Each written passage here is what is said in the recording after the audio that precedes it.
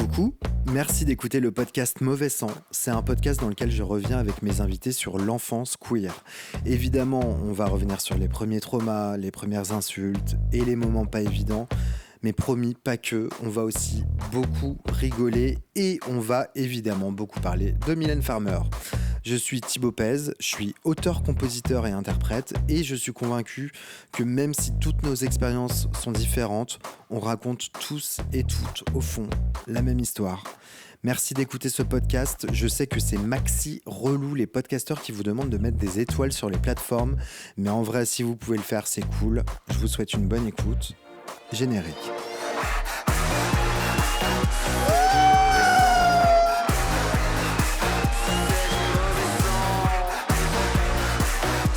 Incroyable!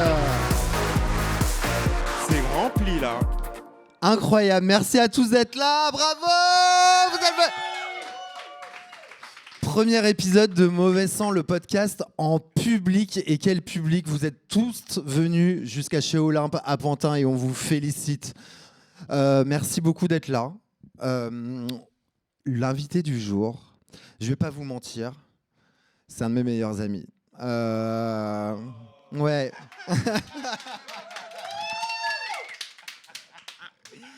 C'est un de mes meilleurs amis. Je l'ai connu à l'époque où j'étais journaliste. Il était également journaliste à l'époque. Et en plus d'être homosexuel, on avait beaucoup de passions en commun. Donc on est devenus amis. Il se trouve que moi, j'ai à un moment donné décidé d'arrêter le journalisme pour devenir auteur, compositeur, chanteur.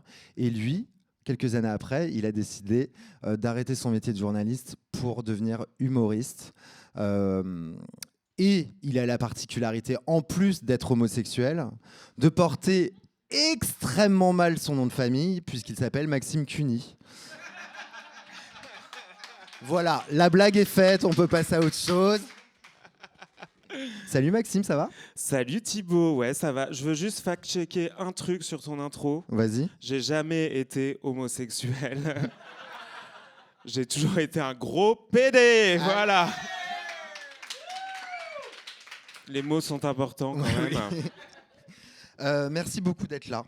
Avec plaisir. C'est une petite émotion, je t'avoue. On va commencer avec une photo que tu m'as envoyée et que j'ai oublié de sortir et que je vais vous montrer au public. Et je vais te montrer là une photo de toi petit et tu vas me dire exactement qui est-ce que tu vois.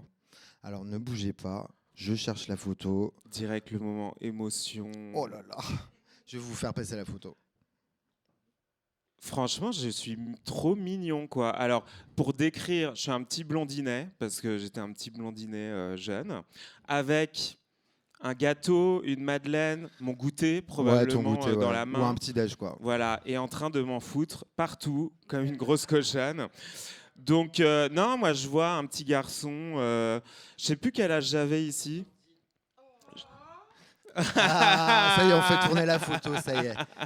N'hésitez pas à cliquer sur le téléphone pour pas qu'il se verrouille. Je sais plus quel âge j'avais à ce moment-là. Là, à ce moment-là, je pense que t'as pas plus de 3 ans. Non, je dois avoir 4 ans, ouais, peut-être. Mais non, à ce moment-là, je pense que je ne sais pas Tu sais pas tout encore. ce qui m'attend Ouais, dans cette vie. bien sûr. Je pense. Donc du coup, toi, est-ce que tu justement, donc le petit Maxime que je vois sur cette photo, là, à ce moment-là, il sait évidemment pas encore qu'il est queer. Mais est-ce que toi, tu te souviens déjà? Cet enfant-là, il était plutôt heureux, il était plutôt épanoui. Alors, il y a Maxime qui se marre en regardant Parce que les ma gens. photo crée Checker des sa photo. remous dans le public.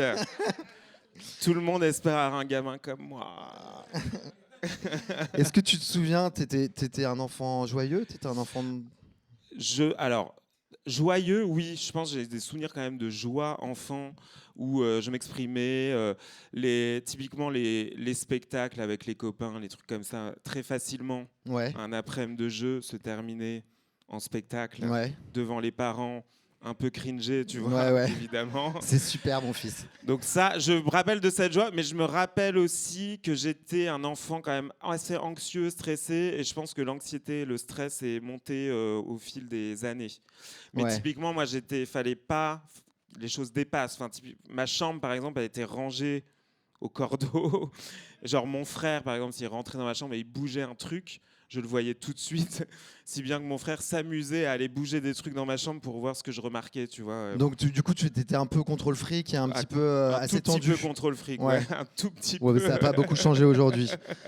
N'hésitez pas, rentrez, chers amis. Il y a du public qui arrive, qui est en retard. Il n'y a aucun problème qu'il rentre. Maxime, est-ce que tu te souviens du moment, du jour où tu t'es rendu compte que tu étais une personne queer ? Le jour précis, je saurais pas dire. Je pense que c'est plus.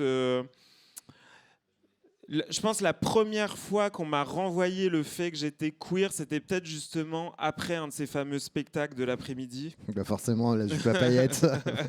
Avec évidemment un petit bandana en guise de jupe, parce que j'ai toujours aimé les tenues. Les bandanas. Il adore les bandanas. Donc vraiment un peu maquillé, un peu tout ça. Et je me souviens quand même que parfois, tu avais ce regard des adultes qui changeait. Parce que j'étais plus quand tu travelotais quoi. Ouais, en gros, ouais. Mais petit garçon, donc en fait, c'est des trucs. Enfin, moi encore il y a pas longtemps, je voyais un gamin, un petit garçon a priori, qui se baladait en robe dans la rue, tu vois. Donc heureusement, ça a un peu changé. Ça a changé, ouais, quand même. Mais dans certaines typiquement, oui, quand tu travelotais un peu pour les spectacles, oui, le regard, je trouve, des adultes pouvait changer. Et c'est là où tu te rends compte, mais attends, ce que je suis en train de faire. C'est un truc subversif, c'est un truc qui va à l'encontre, je sais pas, d'une norme peut-être. Ouais. Et c'est après, de ce qu'on attend d'un petit garçon. Exactement. Et c'est après, quand tu commences à intérioriser tout ça, que ça commence à devenir compliqué. Parce qu'avant, au final, on est bien quoi quand on sait pas ou. Bien sûr. Quand les tu gens te souviens de le regard, tu décrirais quoi dans le regard quand tu voyais le regard des adultes qui changeait sur toi ? Tu le décrirais comment ? Une gêne, je crois. Une gêne ? Ouais. Moi, j'ai déjà perçu de la gêne, ouais. Est-ce que tu as déjà perçu de l'hostilité ? Peut-être, mais surtout de la gêne, et notamment, parce que j'ai pu le voir dans... Je me rappelle d'une fois, mon père, il va écouter ça, il va encore m'en vouloir de... T'inquiète, moi j'ai écrit une chanson qui s'appelle Mauvais sang. Non, mais parce qu'en plus, mes parents sont absolument pas homophobes, mais je pense qu'ils sont comme tous les parents, ils se doutaient forcément que moi j'étais différent, et après c'est...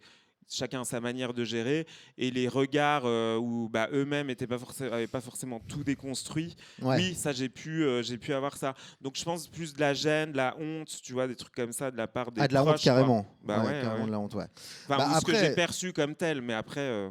Moi, j'ai eu pas mal de messages de parents d'enfants queer qui, depuis la publication du podcast, des différents épisodes, et aussi j'ai eu une personne qui m'a dit qu'en fait, elle s'en était pas voulu, mais qu'elle avait été effectivement pas le parent le plus accueillant auprès de son enfant queer, par aussi envie de le protéger. Tu vois, je pense qu'il y a pas mal de parents qui réagissent comme ça aussi. Mais oui, mais d'ailleurs, quand j'en ai parlé à mes parents, le premier truc, le coming out, les premières questions de ma mère et de mon père aussi, les premières inquiétudes, c'était les maladies et les agressions. Enfin, je veux dire, on est quand même dans ce truc-là où l'image aussi de l'homosexualité pour mes parents, finalement, c'était des gens qui étaient exposés. On a grandi pendant les années SIDA. Exactement. Ou aux agressions, etc. Ouais. Alors qu'en plus, et je touche du bois, mais ça ne m'est jamais arrivé. Et voilà quoi. Est-ce que tu te souviens, Maxime, donc du coup tu dis qu'il y a la gêne un petit peu des gens autour de toi et notamment de tes parents. À l'école, toi, tu as fait l'expérience de l'insulte un petit peu ? Oui, mais en fait, c'est pas un truc qui m'a pesé jusqu'à maintenant. J'ai l'impression que c'est un truc que j'ai enlevé comme ça assez vite. Tu veux dire que t'es resté, ça t'a pas affecté ? Je pense que sur le moment, ça m'a affecté, mais ce que je me souviens de mon enfance et surtout du collège, parce que c'est au collège qu'il y a les insultes. Moi, c'est au collège, j'ai su ce que mon nom CUNY voulait dire. Parce qu'on s'est foutu de ma gueule, tu vois. Mais donc, je ne savais pas ce que c'était un CUNY. Donc, j'ai fait comme tous les gamins. Je suis allé voir dans le dictionnaire. Non, mais en plus, c'est vrai. Toutes les insultes qu'on me faisait, moi, j'allais voir dans le dictionnaire ce que ça voulait dire. Tu vois, genre, CUNY, fait des CUNY. Super, mais je ne sais pas ce que c'est. Ouais, bien sûr. Ouais. CUNY, il fait des sodomies. Je ne sais pas. Donc, je suis allé voir, tu vois. Ou non, va te faire sodomiser, je me souviens. Mais tu sais, ça, c'est une autre anecdote parce que j'étais allé voir le mot sodomiser. Le mot sodomisé dans le dictionnaire, parce que c'était, voilà, c'est mon côté bon élève, tu vois, le Larousse. Le Larousse, premier réflexe, le Larousse. Et ma mère me chope en train de chercher un mot. Sur sodomiser? Mais non, elle me chope pas. Non, mais elle me voit en train de chercher un mot dans le dictionnaire. Donc, elle me dit, bah, tu cherches quoi comme mot? Je dis, bah, je cherche un mot parce qu'on m'a dit ça à l'école. Elle me dit, qu'est-ce qu'on t'a dit? Et je dis, on m'a dit, va te faire sodomiser. Et là, elle m'a pris le dictionnaire à fermer. Elle a dit, tu lui diras que c'est un con, tu vois. Voilà. Non, mais au moins, elle était, tu vois. C'est fou parce que y a, dans le premier épisode du podcast, il y a Thomas Joly qui raconte que il était dans le bain avec sa mère, donc il était très jeune, et il lui a dit maman, quel est le rapport entre moi et un vélo? Et elle comprend pas. Et il dit bah parce qu'on m'a traité de pédale. On m'a dit que j'étais une pédale. Donc en fait, l'expérience de l'insulte, souvent des mots qu'on ne connaît pas. Oui, exactement. Donc ça, je l'ai eu au collège, ou les PD, les trucs comme ça. Mais en vrai, pourquoi je dis que ça m'a pas... J'ai pas l'impression que ça m'est... Parle bien dans le micro, s'il te plaît, bébé. Pardon, là c'est bon. Ouais, comme ça. J'ai pas l'impression que ça m'est collé à la peau, mais peut-être je me trompe, hein, peut-être j'ai pas fait tout le travail avec une thérapeute accréditée. Mais non, mais pourquoi je dis ça? Parce qu'à l'époque, je me souviens d'un groupe d'amis au collège.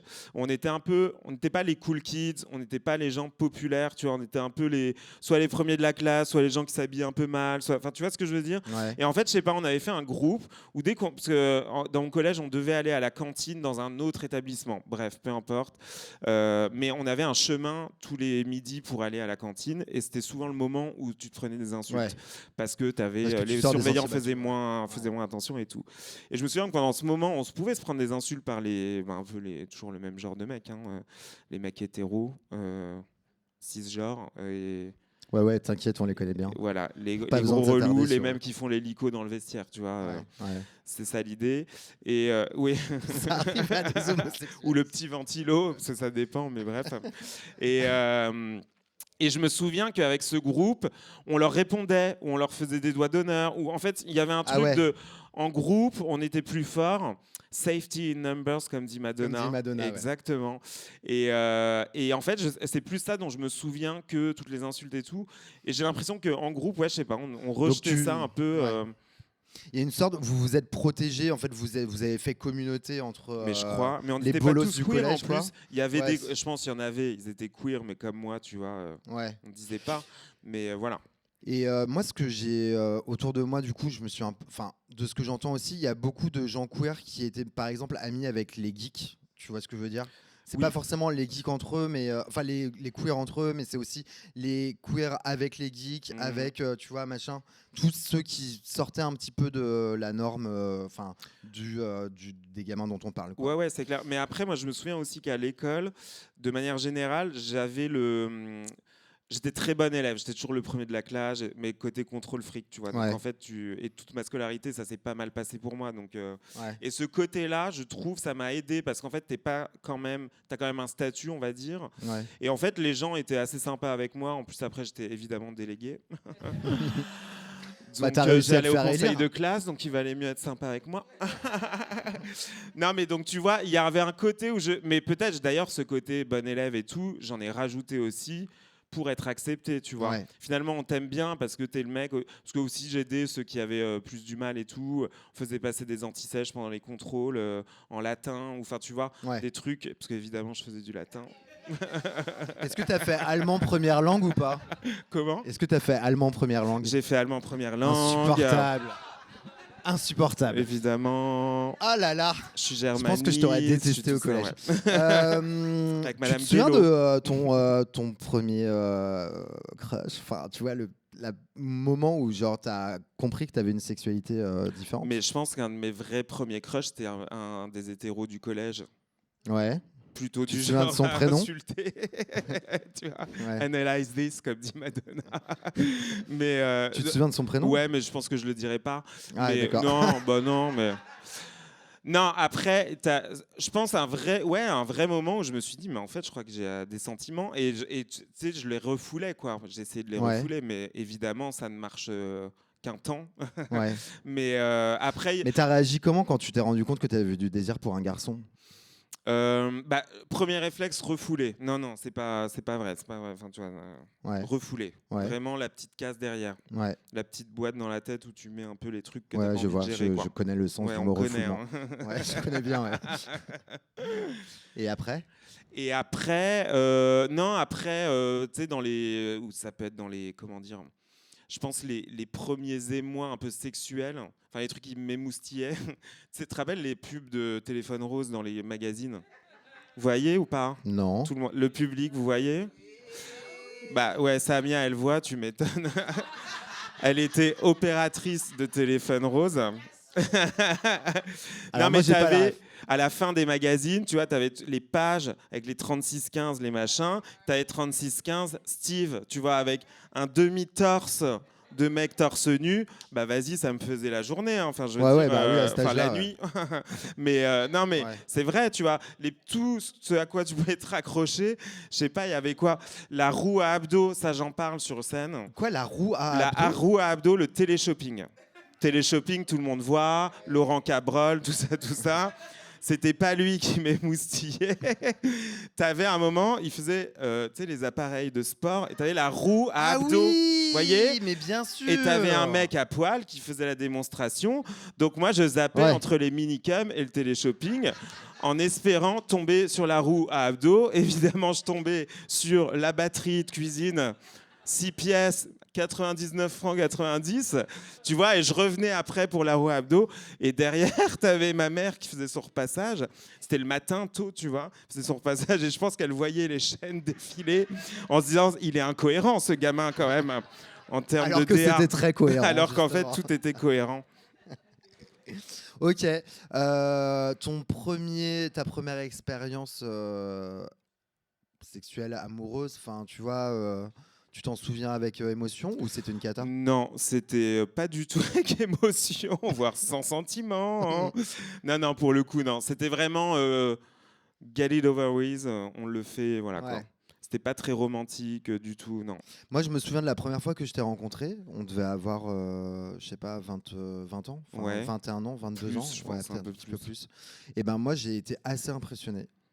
Parce que déjà, quand je l'ai rencontré, il m'a dit, il me dit, je m'appelle Maxime. Attendez, je vous fais le geste. Et il me dit, salut, je m'appelle Maxime Cuny, comme un Cuny. Et il fait vraiment le geste. Et j'étais là, genre, waouh, qui est cette Aucun personne? souvenir. Ah bah, c'était très ivre. Mais du coup, je me souviens d'avoir rencontré un mec qui était déjà hyper. Moi, j'étais au placard à l'époque.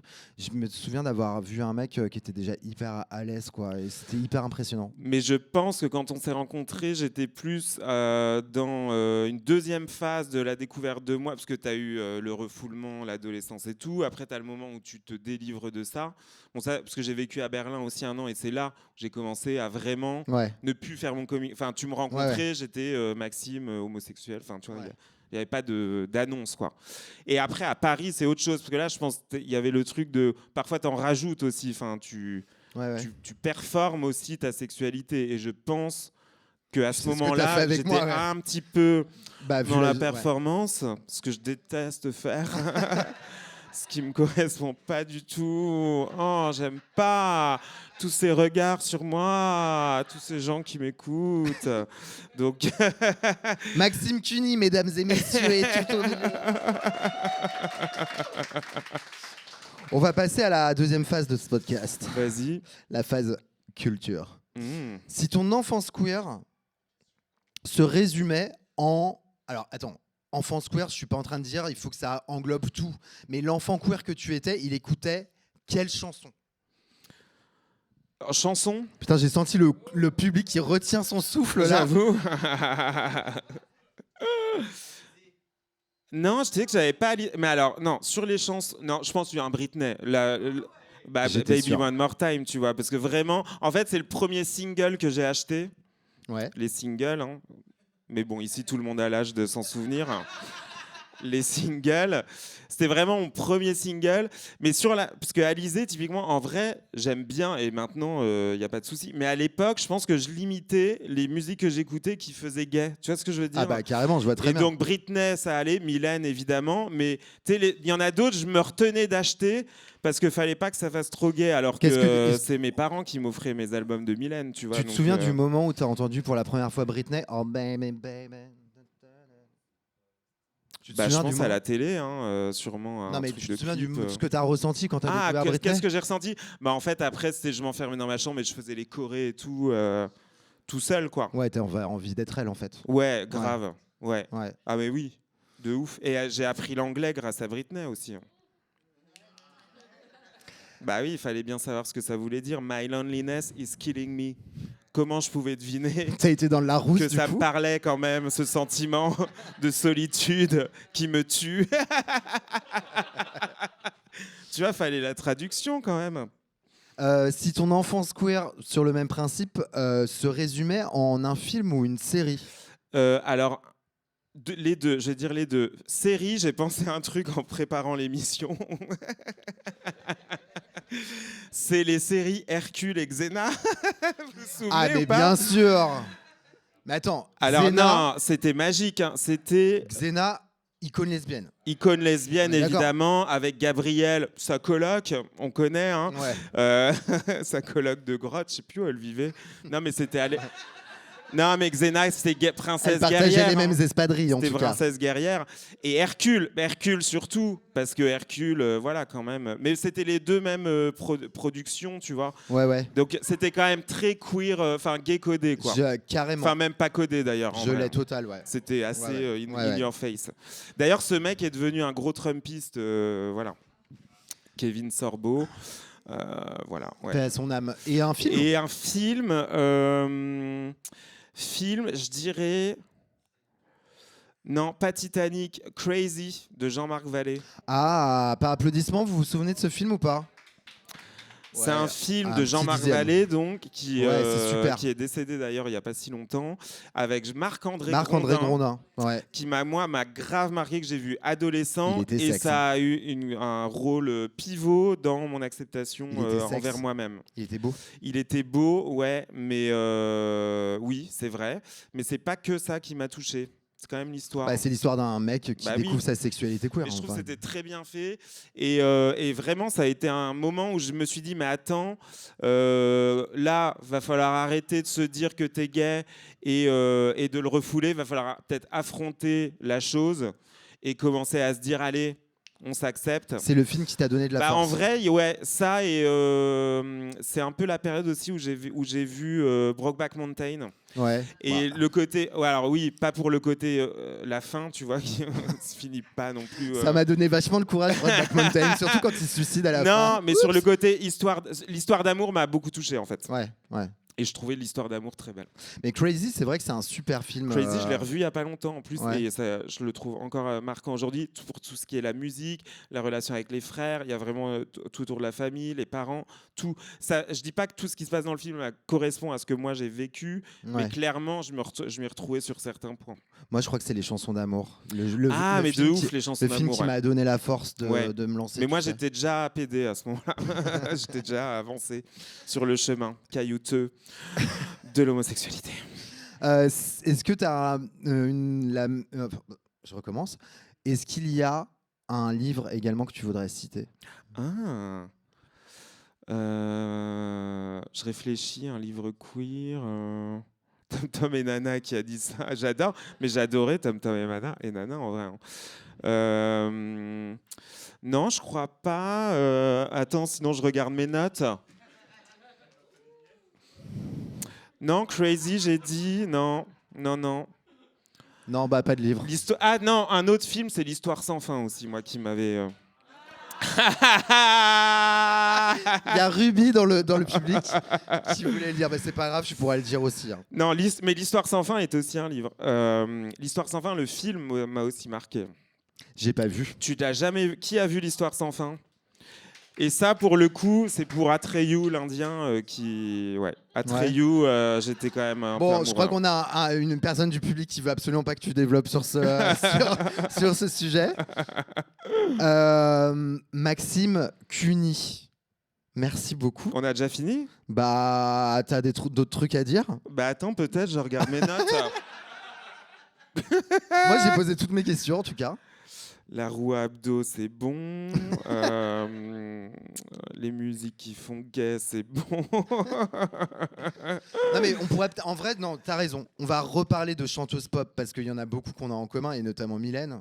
Ah bah oui, quand même. On a fait un concours de blind Que j'ai test pas de Mylène. posté encore, mais faut que je le Faut fasse. qu'on le Hein. poste.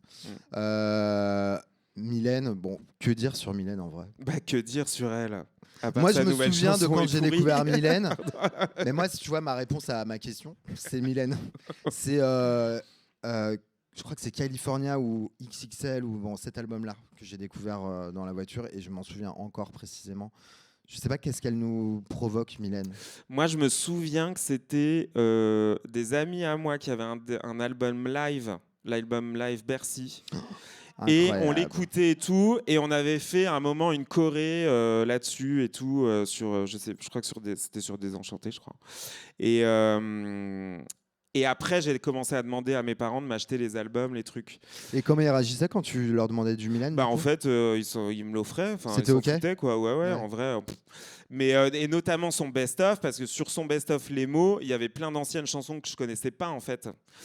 D'où je trouve quand même ces anciennes chansons qui m'ont quand même beaucoup parlé, comme aussi Je t'aime Mélancolie ou, Ouais. Comme j'ai ou mal. comme J'ai mal. Tu vois, des gros bangers feel good de Mylène. Ouais.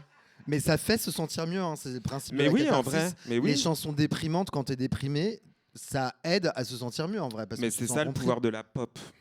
Ouais, et surtout le pouvoir de Mylène. Lana aussi, moi, ça m'a fait ça un peu. Tu sais, Lana Del Rey. Ouais, moi je suis moins proche de cette star-là. Britney, c'est moins. Bah maintenant, la pauvre, faut juste qu'elle se repose et qu'elle fasse ce qu'elle veut en fait. Ouais. Britney. Après Lady Gaga, évidemment, Oh c'est là quand là. même quelque chose. Tu te souviens quand elle a sorti le clip de Alejandro? Alejandro, moi je me souviens de Téléphone aussi à l'époque. Moi, c'était Alejandro, les danseurs dans Ouais, Alejandro. mais à l'époque, on était au taquet sur les nouveaux clips de Lady Gaga. Ouais. Je me souviens, j'étais à l'école de journalisme à l'époque, j'étais en école de journalisme. Et dans la newsroom, on avait une newsroom avec plein d'ordi. On se mettait pour mater les clips de Lady C'était la Gaga. grande époque de YouTube en plus. C'était vraiment Exactement. l'époque du clip. Donc Gaga, évidemment. Madonna, je trouve, nous montre qu'elle est toujours pertinente, notamment avec son nouveau film. D'ailleurs, c'est un film de Madonna. Tu Ouais. l'as vu ou pas? Ouais, j'ai vu. Mais attends, c'est un autre sujet.